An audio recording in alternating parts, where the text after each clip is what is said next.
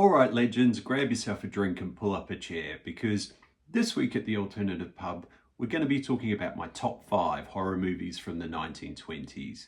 Now, when we look at horror movies from the 1920s today, they're filmed in black and white, the acting often tends to be hammy and over the top, and it all has a bit of a quaint old-timey Halloween vibe to it all. But that's because we're watching them through modern eyes. For the people watching these movies when they were new, the times they were living in weren't as innocent as you might think. Anyway, let's get into it.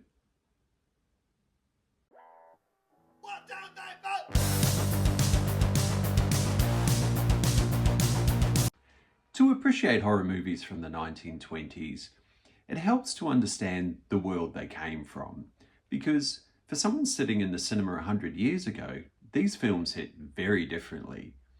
A few years prior, an entire generation had watched industrialized death swallow millions of people whole during the First World War.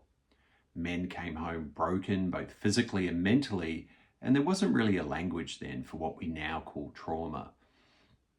The world of the 1920s responded to these recent events by hurtling forward with jazz, excess, rebellion, and plenty of alcohol.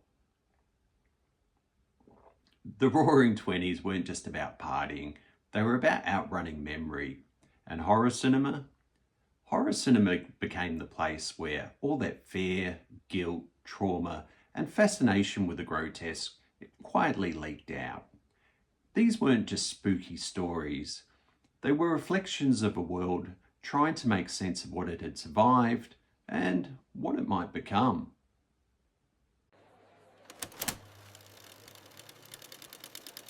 Number 5 on the list is the Golem. Now, the Golem feels like folklore on the surface, a clay creature brought to life to protect its community. But underneath, it's about the fear of the uncontrollable, of creations that outgrow their creators. In a post-war world filled with new machines, new weapons, and industrialized death, the idea that humanity had unleashed something that couldn't be put back in its box would have felt uncomfortably familiar. The Golem, it isn't evil because it wants to be. It's terrifying because it exists, because it represents power without a conscience, a theme that, for moviegoers of the time, wouldn't age out anytime soon.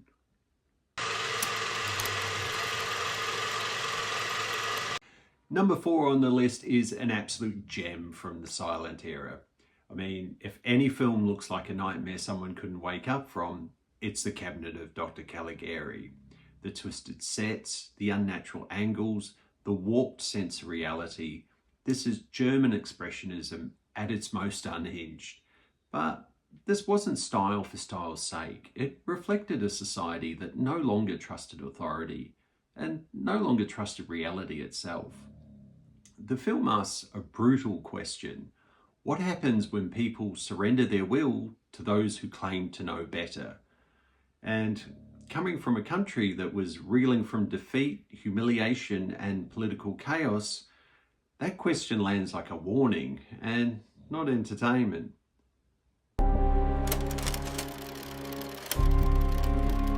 Number 3 on the list is The Hunchback of Notre Dame.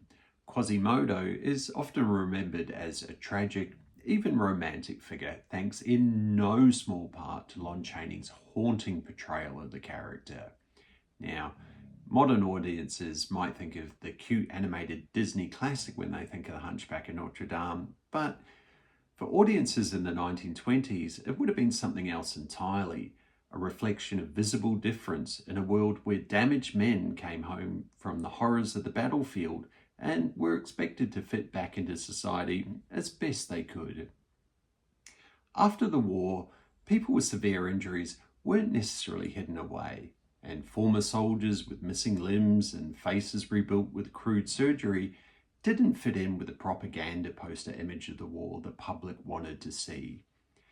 In the movie, Quasimodo isn't frightening because he's violent, he's frightening because society decides he doesn't belong. The real horror here isn't Quasimodo, it's how easily humanity turns cruelty into normality.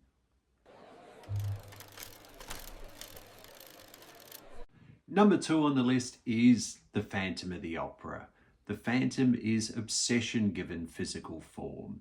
A man disfigured, isolated, and slowly consumed by his own longing. The film doesn't rely on jump scares. Instead, it's the morbid desperation in Lon Chaney's chilling stare that brings the horror home. The phantom lives beneath the surface, just like the unresolved trauma of a society pretending that everything was fine now. The opera house above is glamorous, indulgent, beautiful, and underneath it lies rot, madness, despair, and grief. That's a contrast that would have been painfully familiar to audiences of the 1920s. Dancing on the surface was something dark and broken waited below.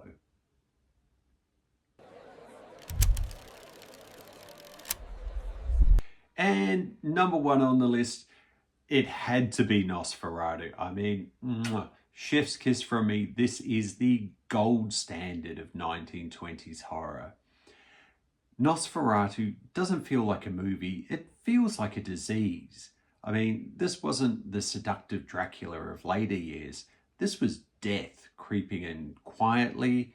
It was plague, famine, and inevitability. Nosferatu doesn't chase. He arrives, and once he's there, everything decays. Watching it now, it's still eerie. Watching it then, Europe had just lived through mass death on a previously unimaginable scale, followed almost immediately by a global pandemic in the form of the Spanish flu. So to audiences of the 1920s, it would have felt disturbingly close to home. So thinking about all these horror movies from the 1920s, for me, the thing I find most scary about them is their honesty, because they captured a moment in time where the world was trying to forget and horror refused to let it. So that's why, over 100 years later, these films, they do still matter. Anyway, cheers.